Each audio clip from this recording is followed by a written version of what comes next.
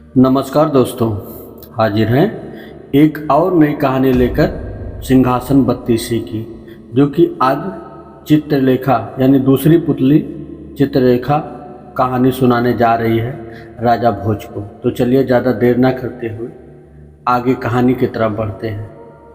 अगले दिन जैसे ही राजा भोज ने सिंहासन पर बैठना चाहा तो दूसरी पुतली बोली, जो राजा विक्रमादित्य जैसा गुणी हो, पराक्रमी हो, यशस्वी हो, वही बैठ सकता है इस सिंहासन पर। राजा ने पूछा, विक्रमादित्य में क्या गुण थे?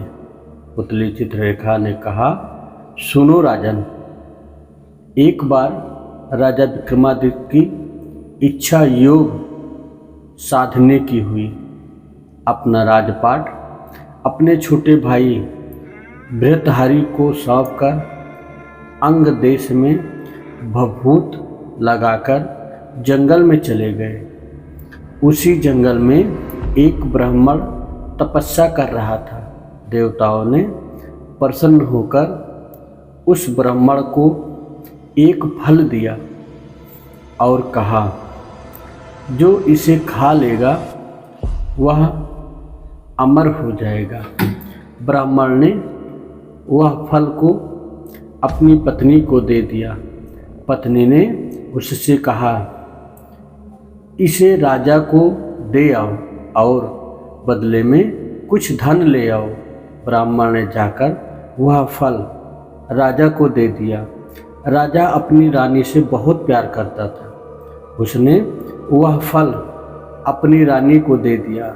रानी का प्रेम शहर के एक कोतवाल से था। रानी ने वह फल उसे दे दिया। कोतवाल को भी एक वैश्या से प्यार था और वह वैश्या के पास जाया करता था। उसने वह फल ले जाकर उस वैश्या को दे दिया। वैश्या ने सोचा कि मैं अमर हो जाऊंगी तो भी पाप कर्म करती रहूंगी। अच्छा होगा कि यह फल राजा को दे दूं। वह जिएंगे तो लाखों का भला करेंगे।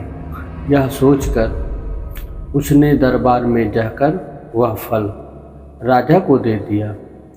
फल को देखकर राजा चकित हो गया। उन्हें सारा भेद मालूम हुआ तो वह बहुत दुखी हुआ।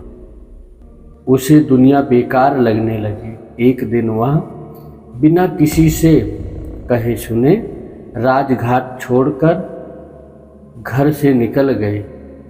राजा इंद्र को यह मालूम हुआ तो उसने उस राज्य की रखवाली के लिए एक दूत भेज दिया।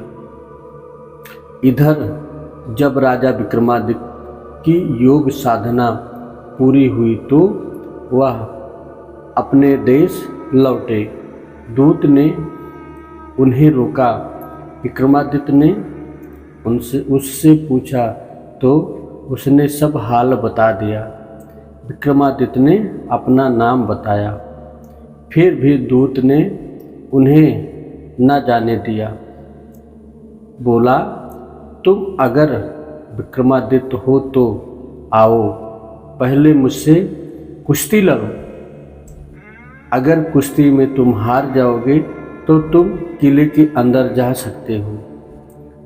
दोनों में लड़ाई होने लगी। विक्रमादित्य ने उस दूत को पछाड़ दिया। दूत बोला, मुझे छोड़ दो राजा, मैं किसी दिन आपके काम आऊँगा।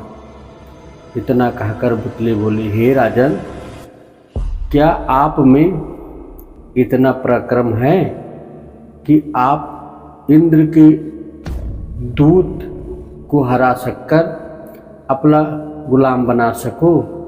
राजा भोज बोले, नहीं देवी, मुझ में इतना